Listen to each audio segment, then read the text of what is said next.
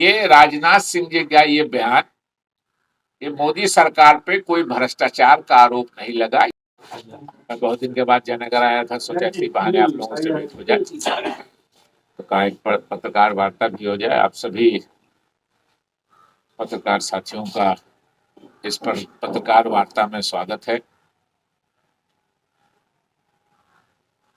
एक विषय पे बात करना चाहता था। अभी भारत सरकार की रक्षा मंत्री और भारतीय जनता पार्टी के बहुत ही कद्दावर नेता राजनाथ सिंह जी पधारे थे यहाँ मिथिला में।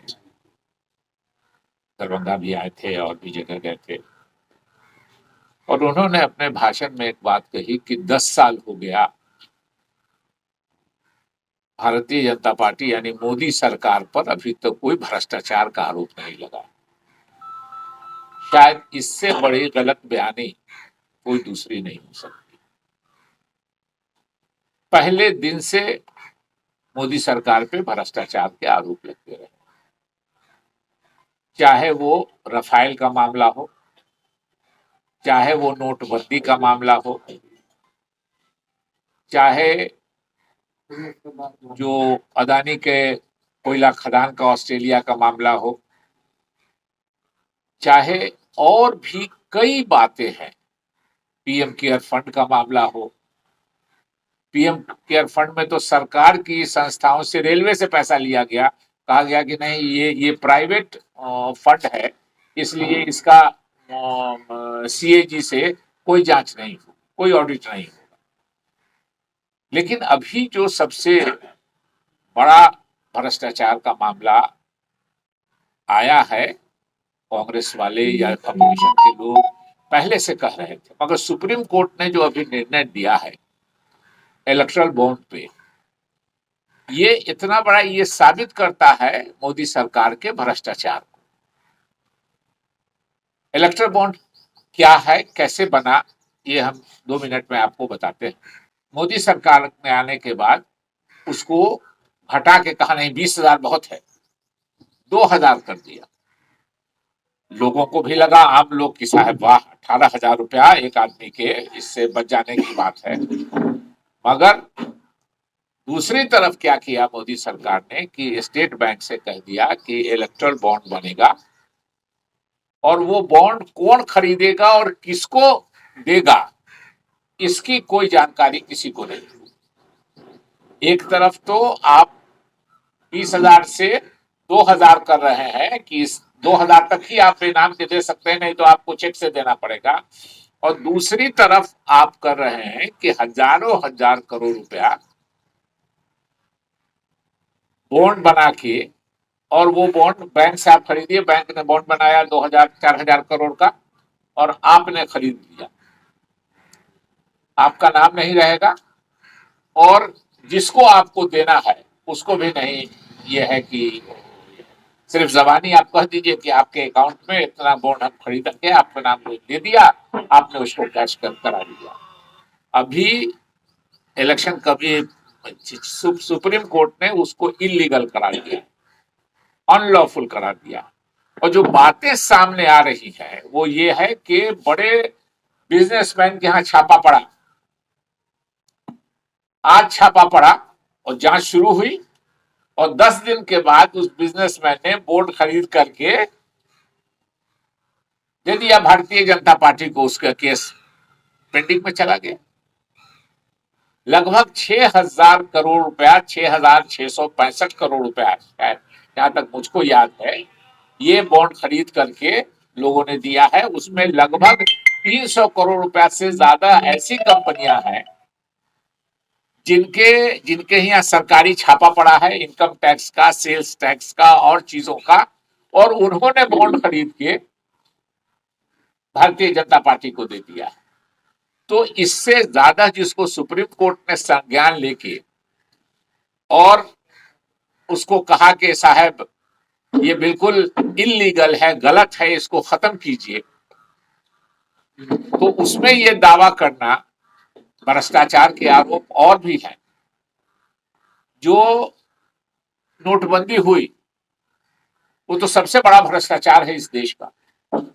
और वो क्यों हुई 2 मिनट में हम आपको समझाएंगे। लेकिन अभी हमने जो बात की कि राजनाथ सिंह जी का ये बयान, ये मोदी सरकार पे कोई भ्रष्टाचार का आरोप नहीं लगा, यह हास्यास्पद है।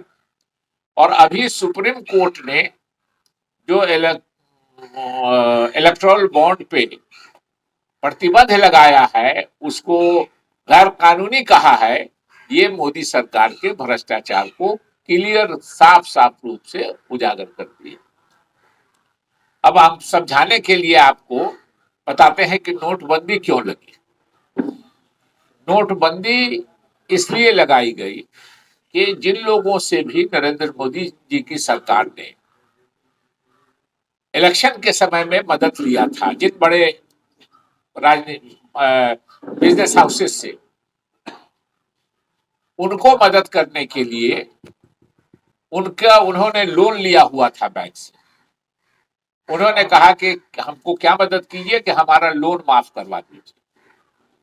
बैंक्स को कहा गया कि भाई ये जो बड़े बिजनेसमैन हैं और कुछ छोटे भी, नीरव मोदी, मेहुल चोकसी, जिनका आप नाम जानते हैं, कि इनको नया लोन दे दीजिए और जो पुराने जिनका लोन है माफ कर दीजिए। बैंक्स ने कहा कि हमारे पास पैसा कहाँ है। पैसा तो 2-3 लाख करोड़ रुपया रिजर्व बैंक रखती है कि देश पर कुछ आफत नागानी आ जाए, पूरा भूकंप आ जाए, बाढ़ सुखाड़ हो जाए, पाकिस्तान अटैक कर दे, चाइना अटैक कर दे, दोनों मिलके एक साथ अटैक कर दे, तो कंटीजेंसी के लिए रिजर्व बैंक 2-3 लाख करोड़ रुपया ये करते हैं। 2-3 लाख करोड़ रुपए, आप लोगों को लगता हो कि इतना पैसा? 86 लाख करोड़ रुपए के नोट छपे हुए थे।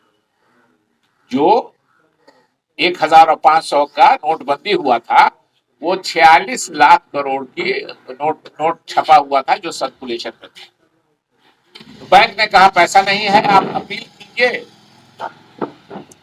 तो हम को लोग पैसा जमा करेंगे, हम माफ कर देंगे, नया लोन भी दे देंगे। तो किसी के अपील करने से कोई कारोबार बंद करके तो पैसा बैंक में जमा नहीं करेगा। तो एक दिन नोटबंदी हुई और 3 महीने का वक्त दिया गया कि आप पैसा जमा कर दीजिए। देश के लोग अभी भी बात कीजिए तो 99 पॉइंट समथिंग कहेंगे कि वापस आ गया पैसा। और वो पैसा वापस आने के लिए वो जो 86 लाख करोड़ का नोट छपा था, वो जब बैंक में जमा हो गया तो उसमें से अभी तक 12 लाख करोड़ से ज्यादा नरेंद्र मोदी सरकार ये बड़े पूंजीपतियों का माफ कर चुकी है। और नीरव मोदी, मेहुल चोकसी, जो पैसा लेके भागे लोग, इन सब को नोटबंदी के बाद बैंक से लोन दिया गया। जिनका बाकी था उनको माफ किया गया, और जो उसमें और जिन्होंने से इलेक्शन में मदद लिया था उनको बाद में मदद की गई। तो आप सोच सकते हैं कि जो सरकार इस तरह के भ्रष्टाचार में इन्वॉल्व हो, उसको ये दावा करना कि कहीं भ्रष्टाचार का आरोप नहीं लगा, मैं समझता हूं कि यह हास्यास्पद है। और चीफ जस्टिस ऑफ इंडिया या सुप्रीम कोर्ट ने जो इलेक्टोरल बॉन्ड को अभी इलीगल कहा, उस पर रोक लगाई, वो उजागर करता है और बिल्कुल दर्शाता है कि नरेंद्र मोदी जी की सरकार ने किस तरह भ्रष्टाचार किया, जिसको हिंदी में हम लोग देहात में कहते हैं छिनतई। कि आपके यहाँ छापा मरवा दिया और आप सरेंडर किए तो आपसे पैसा लेके एजेंसियों को कह दिया कि अब ढीले पड़ जाओ, और नहीं हुआ तो फिर उसके साथ क्राइम कर रहे हैं। ये सिर्फ राजनीतिक लोगों के यहाँ ईडी और सीबीआई का मामला नहीं है। ये जो बिजनेस करते हैं लोग, जिन्होंने उनको पैसा नहीं दिया, उनके यहाँ छापा मरवाया और उससे इलेक्ट्रल बॉन्ड लेकर के मामला रफा दफा कर दिया। तो इस बात को देश के लोगों को मालूम होना चाहिए, देश की जनता को मालूम होना चाहिए। और आपका जनतंत्र में आप तीसरे स्तंभ है, चौथे स्तंभ है आप सबसे मजबूत, लेजिस्लेचर, जुडिशियरी, एग्जीक्यूटिव और पत्रकार, मीडिया। तो आपके जरिए हम अपील करना चाहते हैं आपसे भी कि देश की जनता को इन बातों को अवगत कराइए। लोग भ्रम फैलाने की जो कोशिश कर रहे हैं, मैं समझता हूं कि जितने आरोप नरेंद्र मोदी जी की सरकार पे लगे हैं, हिंदुस्तान की किसी सरकार पे वो नहीं। इसलिए इन्हीं बातों पे मैं चर्चा करना चाहता था। अगर कोई साथी कुछ पूछना चाहते हैं तो। सर इसका मतलब ये कि नोटबंदी जो होगा उससे पूंजीपतियों को ही फायदा होगा। उन्हीं के लिए नोटबंदी की गई थी। गरीब तो देखा होगा कि लाइन में हमारे 46 बैंक कर्मी, वो किसी को सेरेब्रल हेमोरेज हुआ, किसी को हार्ट अटैक हुआ। लोग, बेटी की शादी है, बच्चे को स्कूल की फीस देना है, बीमारी का इलाज करना है, पैसा नहीं था लोगों के पास। और ये सिर्फ हुआ कि जब 86 लाख करोड़ का जो छपा हुआ नोट था सर्कुलेशन में, वो बैंक में जमा हुआ और बैंक पर लाख लाख करोड़ का जो लोग कर्ज लिए हुए थे उनको माफ कर दिया गया। 12 लाख करोड़, फिर से मैं दोहराता हूं, 86 लाख करोड़ का नोट छपा था, 1000 का और 500 का, इतना बड़ा देश है, और उसमें से 12 लाख करोड़ रुपया माफ किया जा सका। हमारा किसान कोई आज कर्ज लेता है, 25,000 रुपया कर्ज लेगा, अगर वो नहीं समय पर अदा कर सकता है तो उसको नेम एंड शेम उसका फोटो छापते हैं, उसके यहाँ वसूली के लिए आदमी भेजते हैं, पुलिस जाती है और करोड़ों रुपया लेकर के पूंजीपति उनका माफ कर दिया गया। तो इसलिए इस बात को देश की जनता को जानना चाहिए कि एक कहावत है, हम लोग मोदी सरकार के बारे में हमेशा कहते हैं कि हम लोग पढ़ते थे किसी की जनता के द्वारा, जनता के लिए, जनता के जरिए। वो वही है, ये पूंजीपतियों की सरकार है, पूंजीपतियों के लिए है, उनके द्वारा ही बनाई हुई सरकार, उन्होंने ही बनाया। और उनको पहले मोदी जी ने कोशिश की, लंबी कहानी है, जमीन देने की। हमारी सरकार ने जमीन अधिग्रहण का कानून 2013 में बदल दिया, 14 में ही आए हैं, 13 में बदल दिया कि अगर आपको जमीन लेनी है किसान की तो मार्केट रेट से चौगुना देना पड़ेगा। कोई बिजनेसमैन तैयार नहीं। कहा कि आप जमीन लेते हैं तो किसान को तो कुछ पैसा मिलता है, लेकिन उस पर जो मजदूरी करने वाले लोग हैं उनकी मजदूरी चली जाती है, तो आपको सोशल इम्बैलेंस को भी दूर करना पड़ेगा, यानी उनको भी ये करना पड़ेगा। तो ये किसी पूंजीपति को मंजूर नहीं।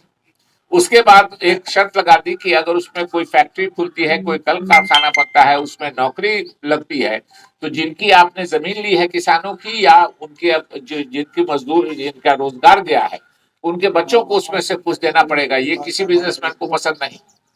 तो उसको आप याद कीजिए, आप सब लोगों को याद है, मोदी जी ने ऑर्डिनेंस जारी करा के 3 बार, राष्ट्रपति प्रणब मुखर्जी थे, उनसे दस्तखत करा के उस भूमि अधिग्रहण कानून को बदलने की कोशिश की। लोकसभा से पास भी करवा लिया, राज्यसभा में बहुमत नहीं थी मोदी जी को, तो तीनों बार वापस गए।